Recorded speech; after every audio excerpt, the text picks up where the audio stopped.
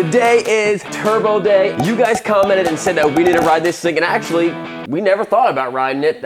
We were just gonna put a turbo on it and then never ride it and then just kind of let it sit around. But then you guys said we should ride it, great idea. But for those people who are just jumping in, here's the recap of how we got here. So last year I set out to build a 200 horsepower, sub 10 second Harley Davidson Road King special. One, because I love Road Kings. And two, because people said I couldn't be done. And three, because I found out that my V-Rod Destroyer with 0 miles, which was supposed to be one of the fastest Harley Davidsons ever built, probably wouldn't make it down the drag strip without grenading the engine because it sat for too long. So I decided to build my own fast Harley, which some people think is a contradiction, and we're gonna find out. So the first thing we did, ditch that stock 114 motor and threw a Screaming Eagle 131 that Harley Davidson sent us. Then we threw in some new cams, a new oil pump, converted the belt to chain, and added a Thunder Max tuner, which got us a very impressive 150 horsepower and around 150 foot-pounds of torque, but that was not enough for us. So we tossed in a Trask turbo kit, which took us up to a whopping, unheard of, 223 horsepower and 217 foot-pounds of torque. And now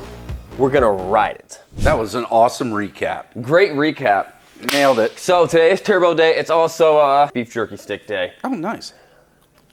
I love your beef jerky stick.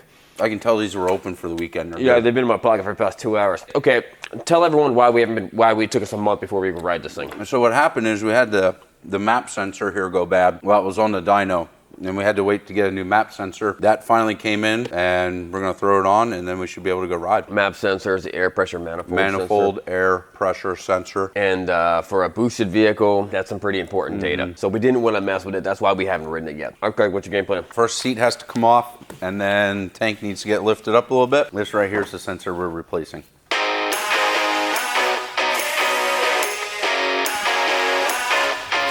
All right, so we have another problem. We're trying to test drive one of the most powerful Harley Davidsons on the street today. There's more powerful ones. This is high on the list. People were like, "There's no way you can do 200. It's impossible to do." We crushed 200. We're going to test drive it, but the problem is it's November in Pennsylvania, so the weather's is going to look like this. But I made a few phone calls and. It's perfect. Look at it. Somehow it's like 73 degrees out here in early November, and this is the most perfect weather to ride a motorcycle. I couldn't ask for any better weather. This is gonna be amazing. Let's go back inside. Maybe with the help of some editing, maybe Craig's all done with the bike by the time we get back in there. You done, Craig? Just about. He's not even close. You didn't even get the tank off, did you? Editor, come on. Get this. So me and Craig got to work.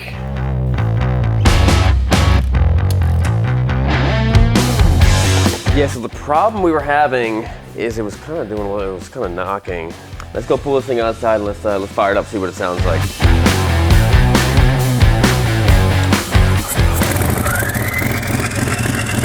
are you seeing, Craig? Oh, I'm seeing a little smoke like an exhaust leak. I've seen that a couple of times. All right, so if you guys saw, every time we kind of crack the throttle a little bit, exhaust kind of comes out of here. We're wondering if this clamp is just not seated properly. Something doesn't look. See how the clamps yeah, off kilter? Yeah. While Craig does that, I'm gonna go get some M1 Moto Fast Detailer, wipe it down real quick, and then get the awesomest action shot of Craig working on that thing. It's gonna be great. All right, so you're moving your bike in, kids touch it, people touch it, you see smudges like this. I'm dead easy. What? You got sprayed in the face? Yeah. Was it amazing? It was. It smelled so delicious. It smelled so good. Look how good that looks. Get all the dust off. Available at Amazon.com right now. Go check it out. Go buy it. The most epic mechanic on the east side of the Mississippi. Craig working on his turbo motorcycle. Damn, we could slow this down and make him look like Jason Statham in like an action movie. We all have to do like the fingerprint thing, like from Men in Black, where we no fingerprints. They'll never catch us. Dan, it's a rite of passage that all us motorcyclists do. We all burn our fingerprints off on an exhaust. Oh, all motorcyclists? Yeah, so you got to do it. Oh. If you want to be in the community. Everybody comment when you got your fingerprints burned off. Take your safety course. That's the graduation. Here's an idea, Greg. Yeah. Mechanic pillow. There you go. It's like a square pillow. I like it.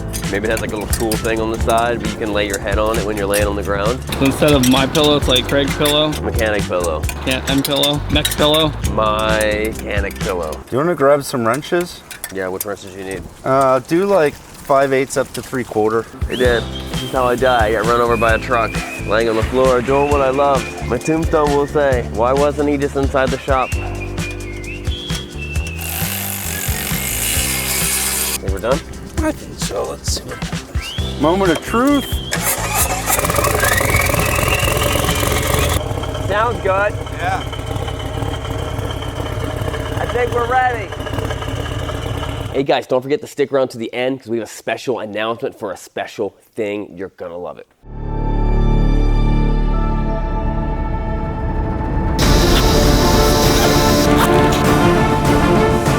There comes a time in every man's life when he has to go above and beyond the status quo and build something so stupid and so expensive that no one should tell his wife. And somehow it's also for America. But for real though, don't tell Rachel.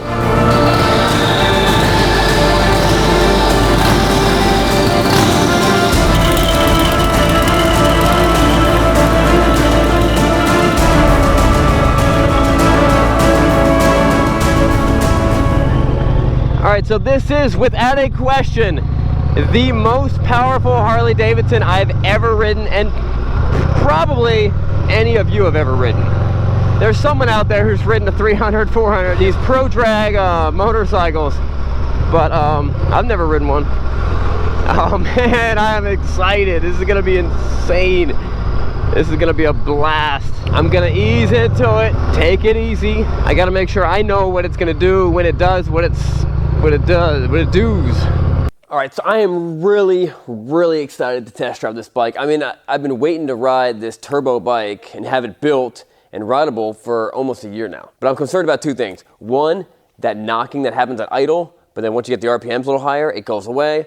And then two, Brandon told me very clearly to take it easy, which I don't know exactly what that means, but I think I took it easy. Oh man, that was 0% throttle. Still easing into it. All right, here's top gear. We're at 6th gear, cruising 60, we're on the speed limit. Let's just roll onto the throttle a little bit, let that boost kick in and do its thing.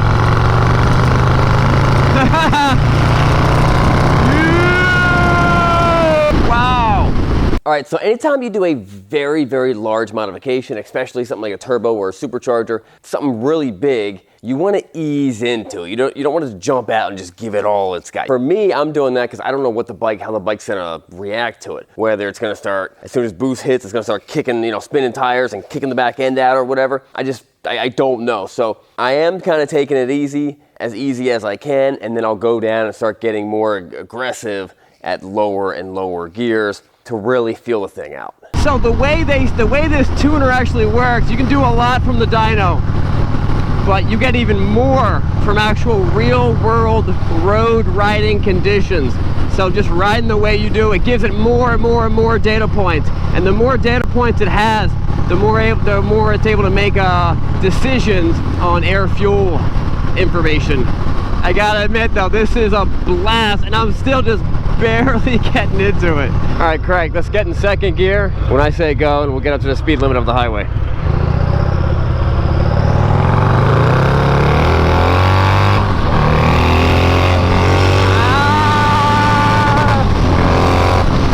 I gave you the jump. I gave you a couple second head start, and then even then I held back a little bit, like a lot of bit. Oh wow! That was full throttle. That was awesome. And this bike has no dead spots. It's just low range, mid range, top end. It just pulls so incredibly hard. And it is a blast to drive. This thing's insane. It doesn't matter what gear you're in. It doesn't matter where you give it gas. It just goes. And guys, all this Turbo Road King riding and working on and fun has really got me thinking about one of my favorite Bible verses. Psalm 34:4. I sought the Lord and he answered me and delivered me from all my fears. They looked to him and were radiant, and their faces were never ashamed.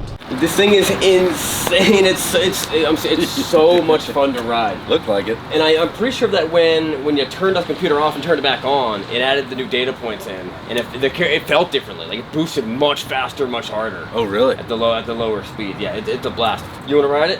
Yeah, I want to ride this. I'll hop on here, you hop on there, and let's go. You know, I don't want to. I got something else I want to ride. A secret bike. I've been hiding it from you guys. I'll go pull it out. All right, so I got a confession to make. I've been hiding this bike from you guys for at least 9 or 11 months. Brand new 2021 third gen Hayabusa.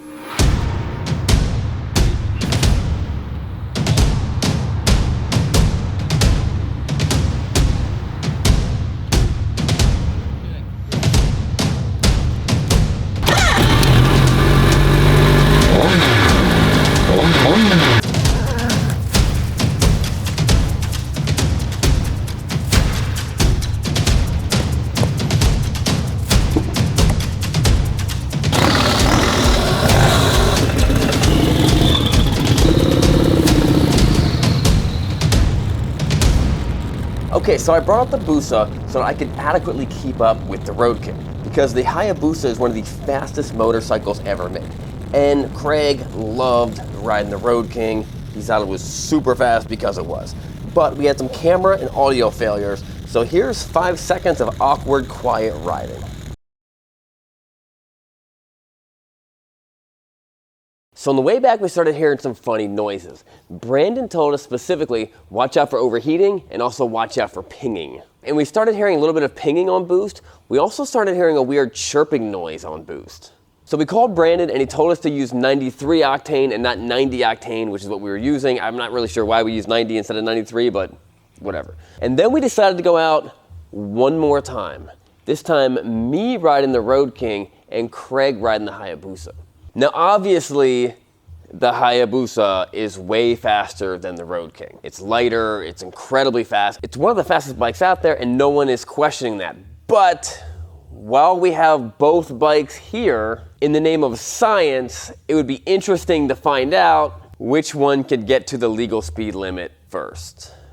All right, so Craig, here's the scenario. I am the object of the video. You are the camera chase bike, right? Right. Let's say I want to give it a go in 5th gear, and you also happen to be in 5th gear. My question is, can you keep up? Good question. Let's find out. All right. 1, 2, 3, go.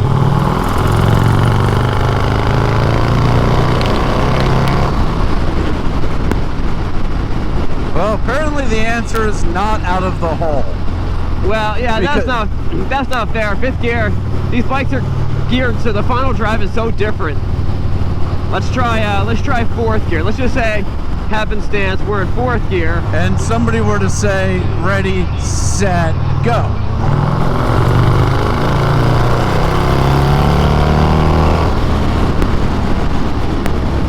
Well, you know, that's not fair for you. Your bike's a very high revving bike. I think, and you know, the way the gear ratios are and stuff like that, it's not fair. Obviously, the Hayabusa is way faster. And we're just getting up to the speed limit, obviously. So let's try 3rd gear. So somebody needs to say, ready, set, go.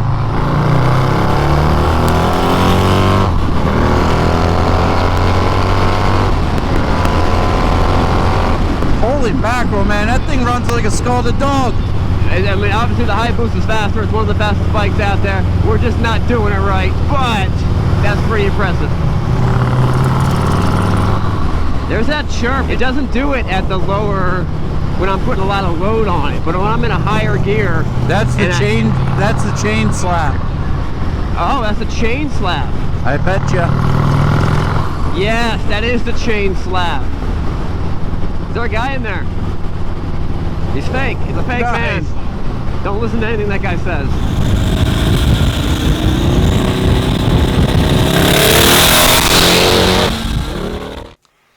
Oh, I didn't see you guys come in. I was too busy just wiping my bike down after a nice ride with the M1 MotoFast Detailer Spray.